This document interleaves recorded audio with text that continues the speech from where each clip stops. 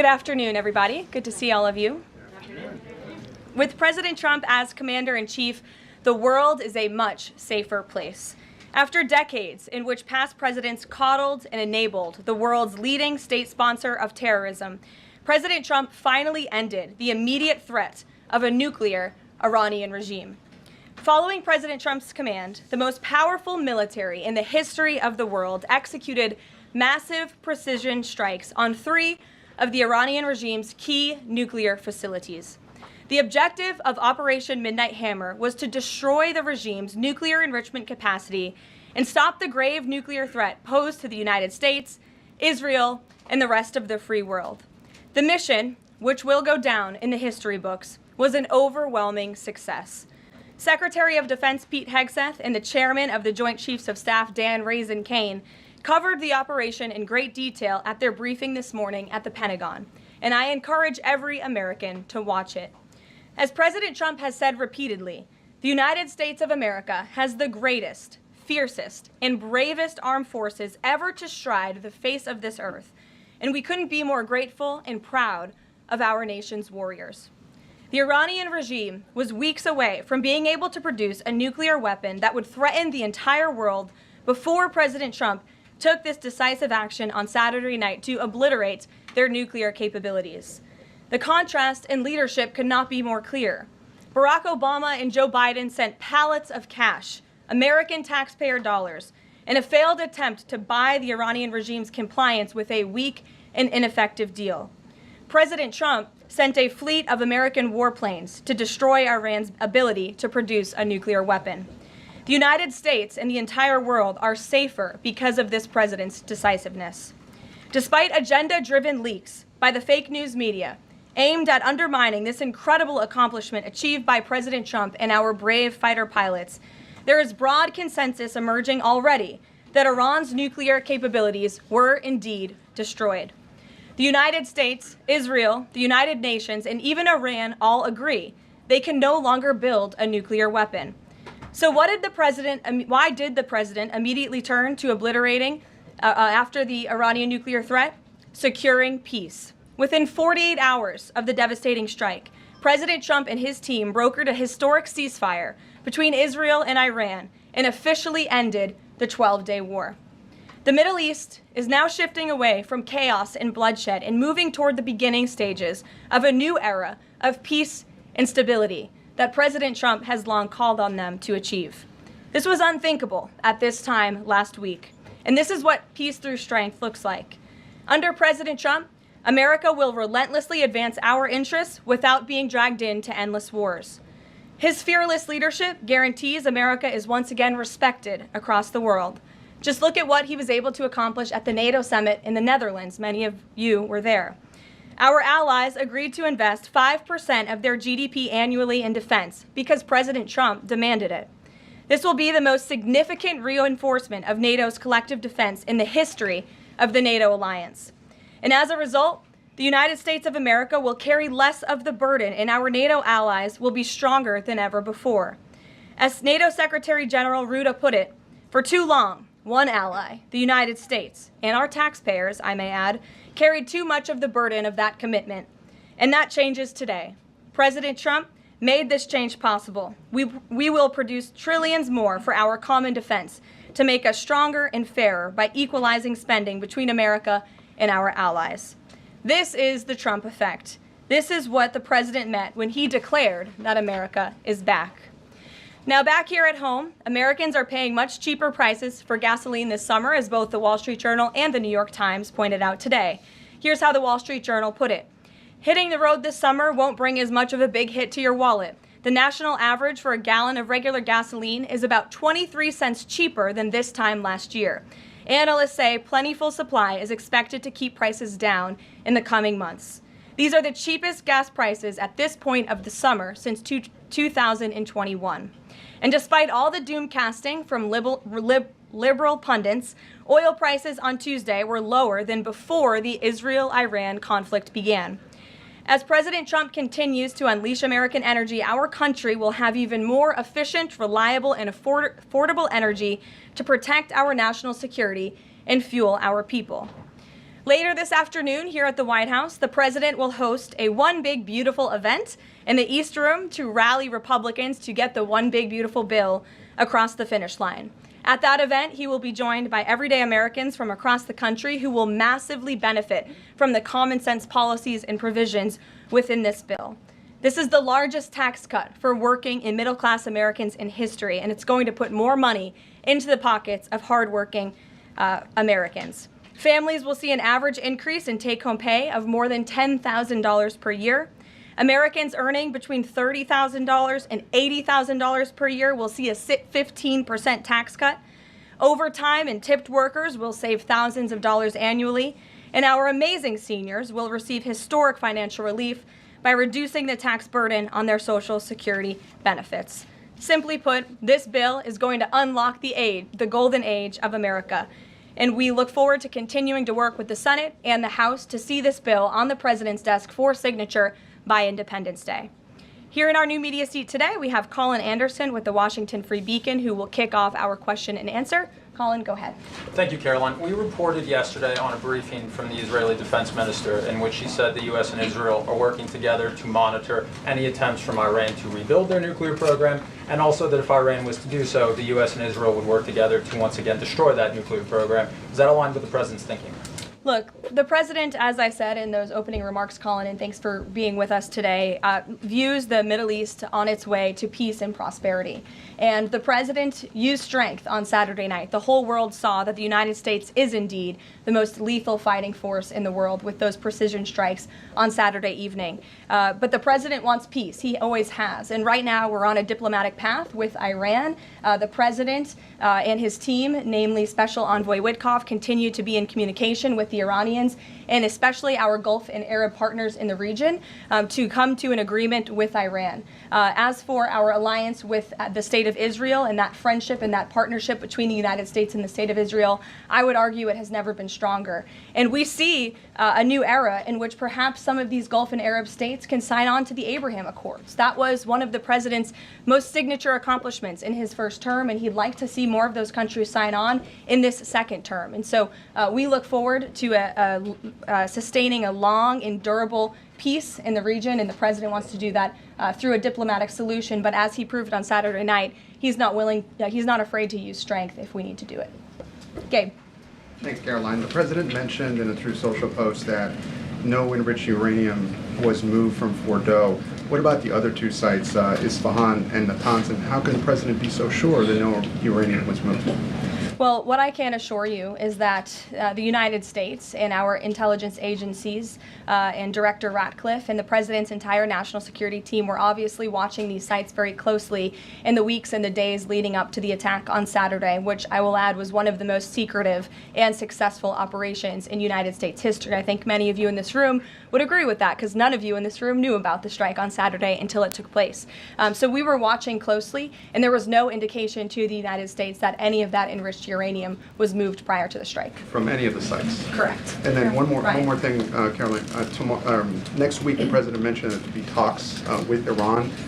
Didn't mention any details, and Iran has not confirmed them. Can you share any details about any potential talks next week? We don't have anything scheduled as of now, but I spoke to our Special Envoy Witkoff at length this morning, and I can assure all of you we continue to be in close communication with the Iranians and through our intermediaries as well, namely the Qataris, who have been an incredible ally and partner throughout this entire effort. And as I said, this administration is always focused on diplomacy and peace, and we want to ensure we can get to a place where Iran agrees to a non-enrichment civil nuclear program, and there are many other requests that the United States has. Those details continue to really, they're just starting. Of course, the operation was just on Saturday night, but we are in touch, and if there is a meeting, we will let you know as we always do.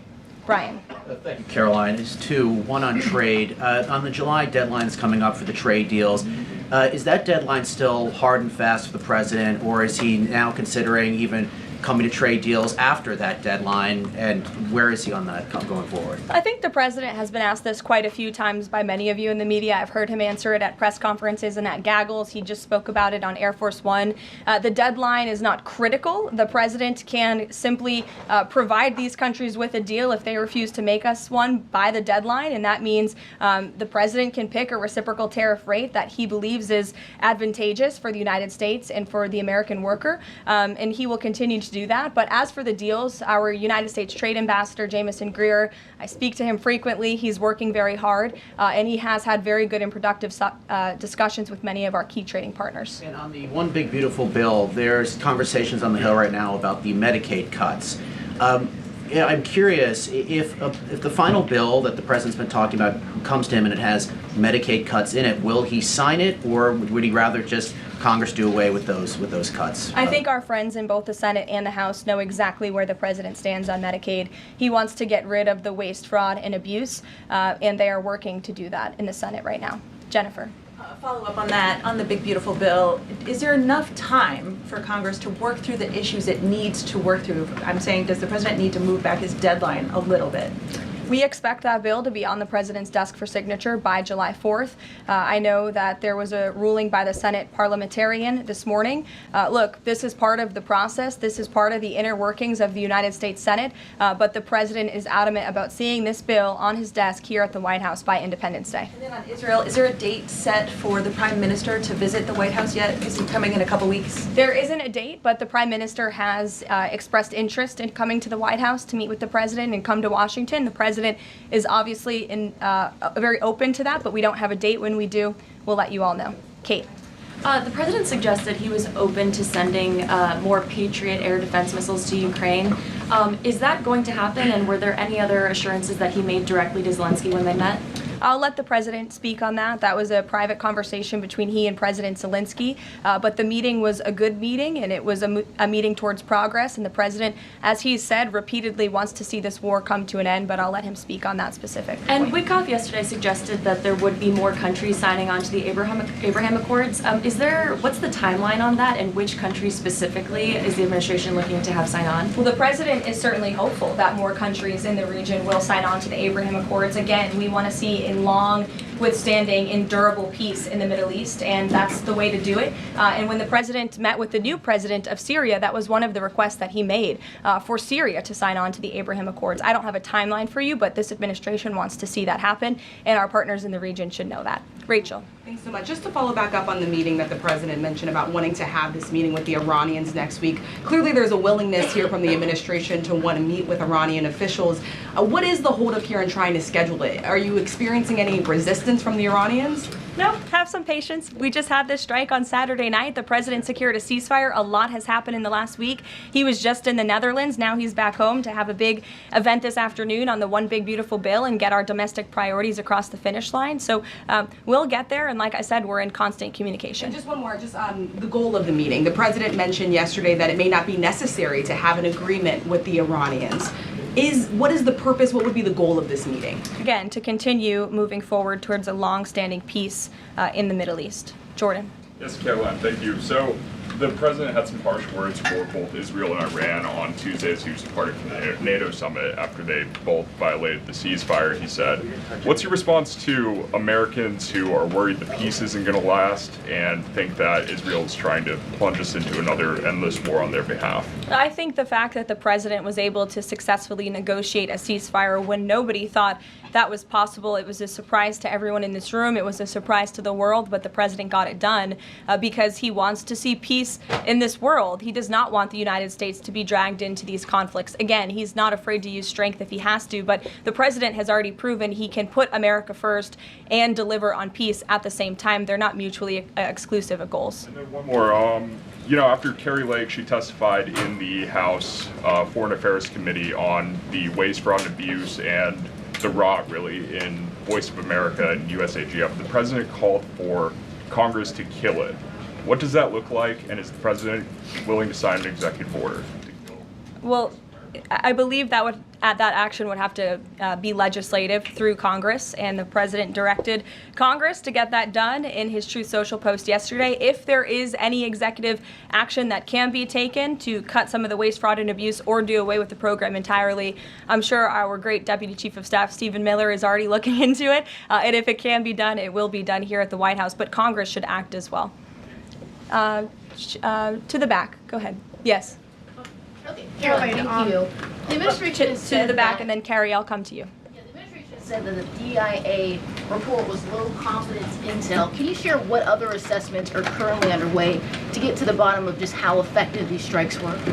Yes. Well, I can assure you what the CIA director said, that when we look at the entirety of the intelligence that we have to this date, it concludes that these strikes on the Iranian nuclear facilities were absolutely successful. It was a total obliteration, as the president said. And not only does our own intelligence say that, but also the Iranian foreign minister has said that. We saw Israel conclude the same thing based on their own intelligence. We also had the United Nations say that as well. So I think the only other time the United Nations, Israel, Iran, and the United States has agreed on something is that the sky is blue, but they all agree that Iran's nuclear facilities were completely demolished. And I would just like to reemphasize, you mentioned this was a low confidence preliminary intelligence assessment, and the entirety of that assessment was not leaked to the media. Only tidbits of that assessment were leaked to CNN. And we have seen this playbook run before, where you have people in the intelligence community, or perhaps on Capitol Hill, we don't know, but I believe the FBI is investigating to find out who that leaker was, because it's illegal and they should be held accountable for that, leaked bits and pieces of an intel assessment to push a false narrative. And it's to the same reporter, I will add, Natasha Bertrand of CNN, who has done this in the past. In 2020, it was Natasha Bertrand who had 51 intelligence analysts falsely lie to her, but she still put it on paper for some reason, that the Hunter Biden laptop story was Russian disinformation. We all know that's not true, right? We can all agree on that now. That was a lie from the intelligence community. Also in 2020, this same reporter, Natasha Bertrand, wrote that a top intel agency ruled out the man-made lab leak theory of the coronavirus origins. Again, the president was right about that. This reporter wrote a lie from the intelligence community to seek a narrative she wanted to prove, and guess what? We now know that's the truth.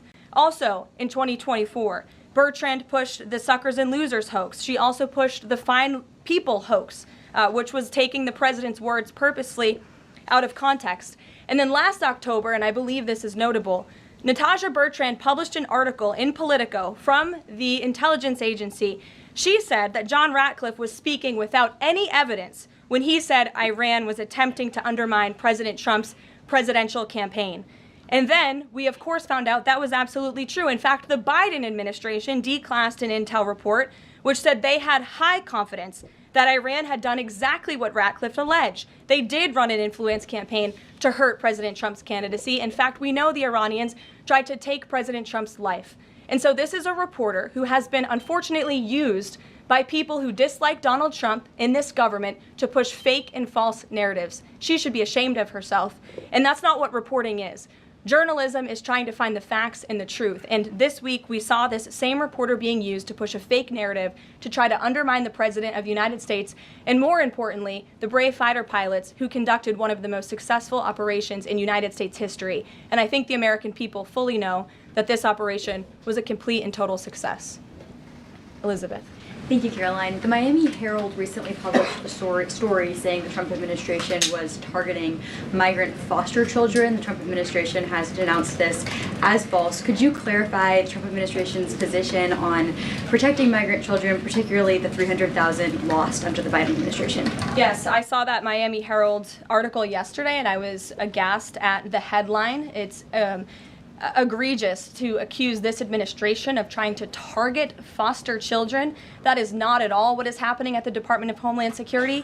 And I learned that the Department of Homeland Security actually tried to work in good faith with this reporter to get this story right, to explain that this administration is trying to protect foster children. We are trying to keep children out of harm's way, even if that means their parents are not law-abiding citizens. We want to protect children, unlike the previous administration, which allowed children to be trafficked, and raped, and in some cases killed because of the open border policies. Unfortunately, the Miami Herald just completely degraded themselves with this report, despite having a full list of facts from the Department of Homeland Security. It's another example of fake news. And the May border numbers speak for themselves. Not a single illegal alien was allowed into this country because of this administration's border policies in the month of May. That means not a single child was allowed into this country, possibly with human smugglers or human traffickers. And we know that was happening at the rate of thousands and thousands of children every single month in the previous administration for 4 years. And you didn't see any reporting of that from the Miami Herald, but now they're trying to accuse this administration. And we tried to give them the facts, and they refused to report them. So thank you for bringing that report to light. Aisha. Good to see you again. You too. I know you're looking for You're this. usually on the Hill. I know, I'm here today. I know you're looking for this leaker. Is it your belief, I know you said earlier you're not sure if it's on Capitol Hill or at the Pentagon, but is it your belief that it might be in Capitol Hill? And how confident are you that you'll find this leaker? Well, I'm not personally looking for the leaker. The FBI is looking for the leaker, so you'll have to ask them in the Department of Justice in terms of this investigation. But leaking top secret classified intelligence is a crime, and people need to be held accountable for that crime. Can I just ask you about how you're going to be limiting intel to Congress? What would you say to lawmakers who say they have oversight privileges, they need this information? This administration wants to ensure that classified intelligence is not ending up in irresponsible hands, and that people who have the privilege of viewing this top secret classified information are being responsible with it. And unfortunately, clearly, someone who had their hands on this, and it was a very few people, few number of people in our government who saw this report, that person was irresponsible with it, and we need to get to the bottom of it, and we need to strengthen that process to protect our national security and protect the American public. Mary Margaret, go ahead. Thank you, Caroline. Sure. You just laid out a lot of different stories about disinformation that Natasha, excuse me, that Natasha Bertrand had pushed during her time at Politico and at CNN. Why would any member of the Trump administration leak anything to her? Well, again, as I just said, we're investigating who that leaker was. It could have been someone in the intelligence community, or it could have been someone on Capitol Hill who had access to this document. The FBI is searching for that person. Go ahead. Thanks, Caroline. The president was And obviously... clearly it was done to undermine the president, to answer your question. And I'm sorry, I really wanted to follow up on that really quickly. Before the strikes on Iran, we saw a number of other leaks about Tulsi Gabbard, the Vice President Vance. Is there an effort to divide the president's team when it comes to these leaks and which reporters they choose? I do believe there's an effort on the outside of this building to try to divide the president's team on the inside, and sometimes you have to look at these headlines and laugh, because I've been in meetings where I know these things are absolutely not true. And again, we do our best here, I believe, to try to push back and correct the record with all of you, but there is fake reporting. That's just the reality of this country, unfortunately. But I can assure you the president's team is strong, especially the national security team. Everyone is very proud of the president, of our commander-in-chief, and of our military for the successful operation that took place on Saturday night. Thanks, Caroline. The president was obviously very pleased with getting his NATO allies to increase defence spending. He's made the same demands of Asia-Pacific allies of the United States, including Australia, where I'm from. How does the NATO result impact negotiations with Asia-Pacific allies? Does it, for say, strengthen the president's resolve to say, well, our NATO allies have done it, now you need to do it too?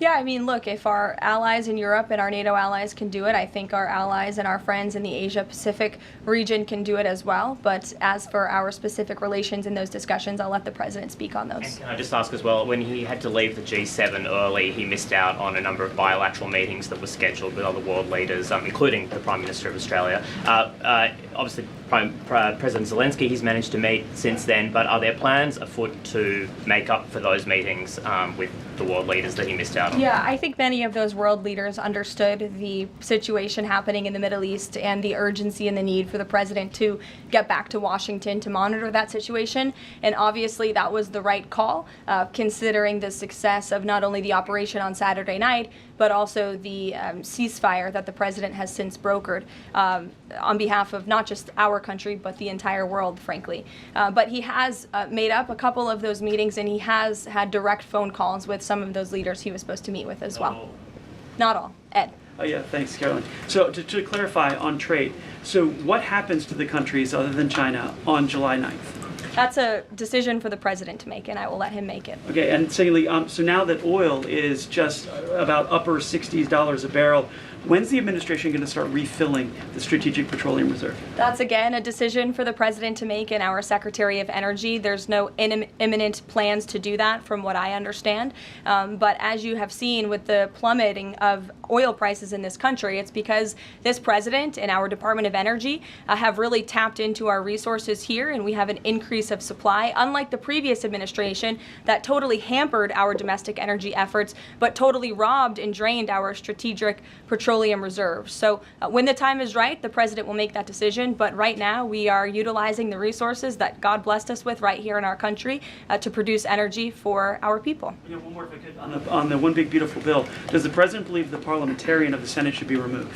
I haven't spoken to him about that, and I'll let him speak on it. However, again, he knows this is part of the process and the inner workings of the Senate, and he wants to see this bill done, and he remains very much engaged in these conversations and in this process with lawmakers in both the Senate and the House side, and the whole White House does as well. In the back, yes, Libby. Thank you, Caroline. Earlier today, the president stated that these photos out of Fordo that were showing nuclear materials being removed, suspected of showing that, were just concrete workers. What intelligence is that based upon? Look, the president shared that statement with all of you, and I already answered the question about whether uranium was moved prior to the strike, and the answer is no. Is there a chance that the DIA report becomes public at any point? I don't think this administration is going to get into the habit of sharing classified, top-secret information. Those classifications exist for a reason, and I wish everyone who had the privilege of looking at these documents would respect that. Daniel? Thank you, Caroline. You've been emphatic that the president's expectations for the One Big Beautiful Bill to hit that July 4th deadline. You had a big meeting on Capitol Hill yesterday with the Republican Study Committee. Did you walk away from that meeting pleased with what you heard? Did it bolster your confidence that Congress is able to meet that the expectation of the president? Yes, I did. The camaraderie at the Republican Study Committee was great. Members, expressed, their feelings about the bill, but as we saw, the bill passed through the House despite many people believing it could not. So the House is ready to receive this bill back from the Senate so they can pass it and bring it to the president's desk. So it was a great meeting, and Republicans are very unified. And we also talked about the mayoral race in New York City and how the victory of the Democratic primary candidate really shows how far left and unhinged the Democrat Party has become. And Republicans truly are on the right side of every issue in this country. We are on the side of no men in women's sports, on the side of low taxes, secure borders. So that was the topic of discussion, and the unity was strong and the camaraderie was high, and I know everyone looks forward to being here at the White House for the bill signing next week. Sure. Thanks, Caroline. The Supreme Court ruled this morning that South Carolina is allowed to deem Planned Parenthood as not a qualified health care provider, and that will block it from receiving Medicaid funds. Does the White House have a statement on that ruling, and would the president support a standalone bill from Congress to defund Planned Parenthood at a federal level rather than letting each state determine it? I'll let the president speak on that legislative priority, but as for the Supreme Court ruling, the president has always maintained that Americans should not be forced to violate their conscience and their religious liberty by having their tax dollars fund abortions, and we're glad the Supreme Court ruled on that side today, or yesterday. Then on Iran, but on a domestic matter, in January, President Trump revoked security details for several former administrations, including Mike Pompeo, Mark Milley, and John Bolton. Given the heightened tensions with Iran right now, is he considering restoring those security details? That's not under consideration right now. Fran. If I could follow up on trade, and then I have a question about the bill as well. Are you saying at this point that there's no plans to extend that July 8th and July 9th deadline? I mean, especially with everything that's been going on, from Iran to the tax bill on Capitol Hill, is that under consideration at all at this point? Perhaps it could be extended, but that's a decision for the president to make. And as far as the bill itself goes, since the president has been back, what has he been doing beyond the event that he's having later today to try and get wobbly senators on board? Is he making phone calls, twisting arms? Is he having some people over to the White House? Can you tell us more about that effort? There have been meetings at the White House this week. I saw some senators rolling out of the Oval Office the other day, and the president remains on the phones talking to his friends in the Senate when necessary, and when they call, he picks up the phone. And I think that's why they greatly trust and respect his leadership. And we're having that big event later this afternoon at 4 o'clock. I would encourage you all to tune in. We're going to have some great everyday Americans who are in attendance. We'll have some tipped delivery drivers. I think we're going to have a barber from the great state of Arkansas here in attendance. We're going to have some law enforcement officers, some Border Patrol agents, and Tom Homan will be speaking as well. So the point of this event is to show the American people how this bill works for them and how there are provisions in this bill that will change their lives. Can you tell us which senators you saw rolling out of the Oval Office? I'll let the president speak on that if he wish. I don't share details about his private meetings without his permission. Emily, go ahead. Today, the Justice Department announced it was opening an investigation into employment discrimination at the University of California, alleging they had race and sex-based quotas. Federal law bars hiring somebody based on their race or sex, but do you also object to universities working harder to make sure they have a diverse group of candidates to consider? And do you expect more investigations like this from DOJ? I have not seen that investigation from the Department of Justice, but I can certainly check in. What I can tell you, it's the position of this president that we want to restore a merit-based society and culture in the United States of America where people are not hired nor are they promoted based on their color of their skin or their gender. The president wants people to be hired in the workforce because of their merit and their skill, and I think most Americans agree with that. I'll take one more. Carrie, because I promised you earlier. So the Ayatollah Khamenei came out and said that Iran will, quote, never surrender to the U.S. That being said, what remains to do with the possible responses from Iranian proxies in the region and even in the U.S.? Look, we saw the Ayatollah's video, and when you have a totalitarian regime, you have to save face. I think any common sense, open-minded person knows the truth about the precision strikes on Saturday night. They were wildly successful, and it's what led to the ceasefire agreement between Israel and Iran, which the president is very grateful for. And the United States of America remains prepared to defend our assets and our personnel in the region. And again, I would just emphasize the success of the strike that took place on Saturday night, and the world is a safer place because of it. Thanks, guys, for coming today.